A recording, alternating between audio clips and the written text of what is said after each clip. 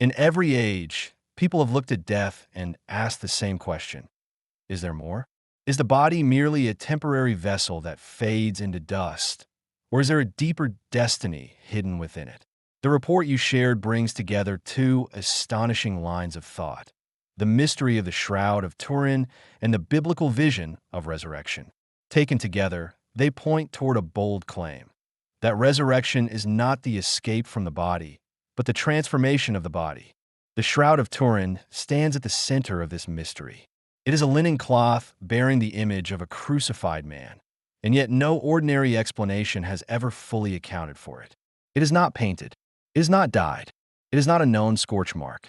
Its image appears with a striking photographic quality, as if something extraordinary happened in a moment that no human hand could reproduce. According to the report, the image may have been formed by a burst of vacuum ultraviolet radiation, an intense release of energy that interacted with the cloth in a way modern physics still struggles to explain. What makes that idea so remarkable is not only the image itself, but what the image seems to imply. If the cloth captured a burst of radiant energy, then the body associated with it was not simply dead in the ordinary sense. Something transformative occurred. The report argues that the evidence suggests a body in transition, a body that was no longer bound by the normal limits of matter. That idea sounds extraordinary, but it mirrors an even older claim found in Scripture, that the resurrection body is real, embodied, and yet glorified beyond decay. The Bible does not describe resurrection as a mere return to ordinary biological life. It describes something greater. It speaks of glory. It speaks of light. It speaks of restoration. The resurrection body is not a ghostly form drifting away from material existence. It is the same person, the same identity, the same life, yet transformed. The report's biblical analysis repeatedly returns to this theme. The dead return to themselves, the righteous are restored, and the covenant people are fitted for a new kind of embodied life in the presence of God. One of the report's strongest threads is the connection between resurrection and light. Light is not treated as a decoration in the story. It is the medium of transformation. The shroud, if authentic, points to a burst of light so powerful that it left an imprint on linen. The Bible, in turn, speaks of resurrection in terms of brightness, radiance, and glory. Jesus is called the light of the world. The righteous are said to shine. The future of God's people is not darkness, but illumination. In that sense, the shroud and Scripture seem to speak the same language. Resurrection is a passage from darkness into light. The report also emphasizes continuity. Resurrection does not erase identity. It restores it. The body that is raised is not another body, unrelated and unrecognizable. It is the same life, the same person made whole.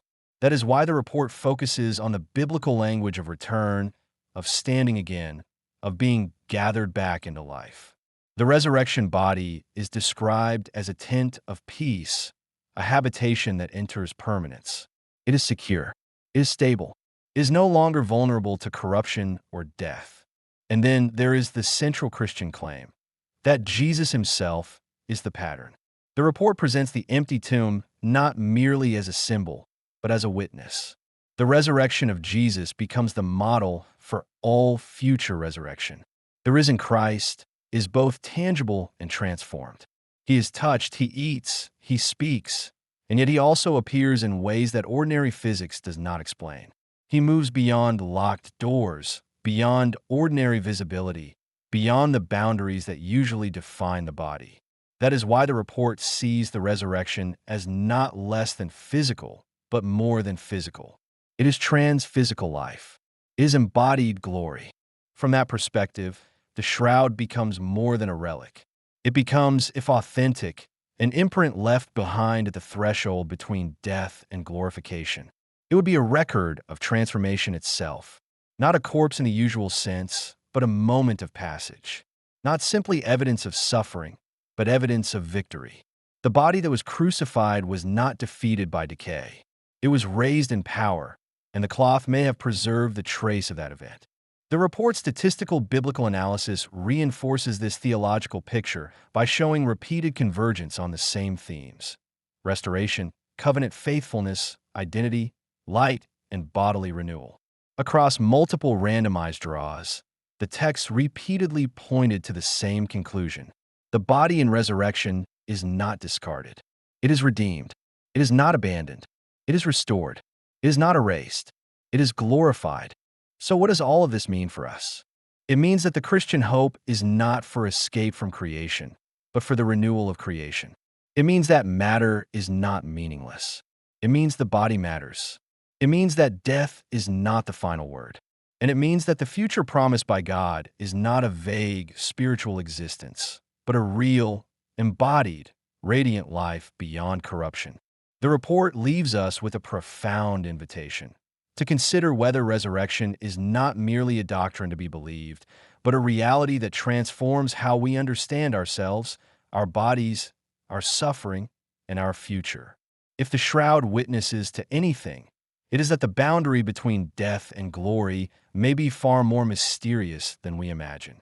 And if Scripture is true to its own testimony, then the final destiny of the faithful is not darkness, but light, not loss, but restoration, not decay, but glory.